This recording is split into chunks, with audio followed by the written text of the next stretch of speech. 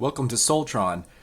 This is my video review for my modified dinosaurs Drago Draconus.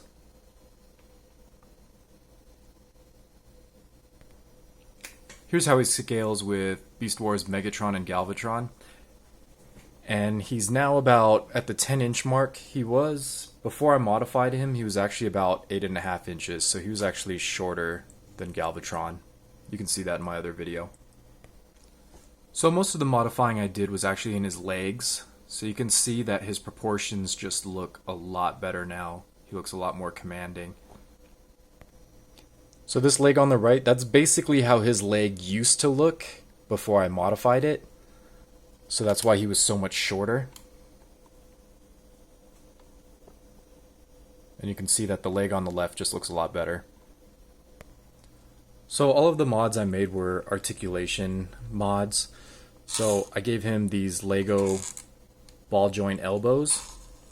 So now he can actually move his elbow a little bit more than 90 degrees. And then it's got full range there.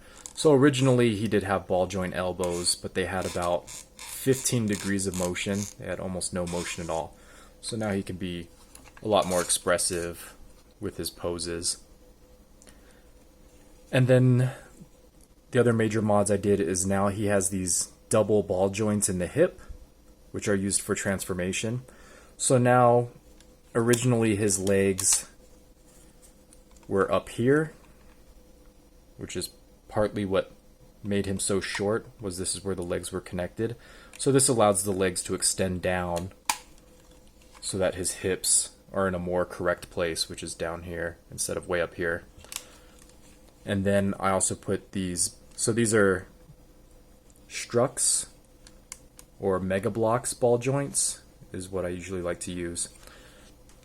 And then I use the same, I use those ball joints for his knees. So he previously did not have a knee right here. His knee joint was kind of way down here, which doesn't really make sense. And then I put ball joints in the ankles as well, and these are really stiff. But that helps with his articulation. So he can kick forward an okay amount. So that's definitely less than like a 90-degree forward, but it's better than nothing. And then he can kick backward about the same amount. And now he has a long outward kick. So this is a new point of articulation. His original ratchet joint didn't allow for any outward motion. And then he also has swivel as well, because these are on ball joints. Okay, and unfortunately his wings are still rubber, so that's a lot of strain on these ball joints. I had to add floor polish, and they're still just a little bit too loose for how heavy these wings are. And then the wing articulation I didn't do anything special to, so that hasn't changed at all, because the wing articulation was already good to begin with. So now he just looks really awesome just standing on my table here, and I just like the way he looks. And then I also put a ball joint in his tail, so that can fold behind him, so it's not just hanging down here, which you saw in my unmodified review of this figure. So here's what the tail looks like from the back. So this can now fold up, so it's just out of the way. Previously his tail would just hang down here basically, and you kind of just have to deal with that if you didn't modify this figure. Transformation hasn't really changed. It got a little bit more complicated. So you are going to lower the dragon tail and then the tip of the tail into place, and that just pegs in. And then these arm blades still slide up, and they make the back spike here on the elbow. And then nothing really transforms in the arms. Those don't transform at all. The legs do have a new transformation now because of the modifications I made. So now the legs actually go out this way, and then they kind of fold in to make this shape, which will widen the dragon hips and make it look more authentic. And then the knee is going to bend. So this is kind of what this joint looked like originally. This wasn't a joint. It was just a bent piece of plastic. And then you rotate this to make more of a dragon looking leg. And then you do the same with the other side. So now he looks more like this, which is what kind of his original form looked like. except for his hip wasn't so far out, but this is how tall he was originally pretty much, and he had the dragon tail here. So then the final step is just to open this back panel.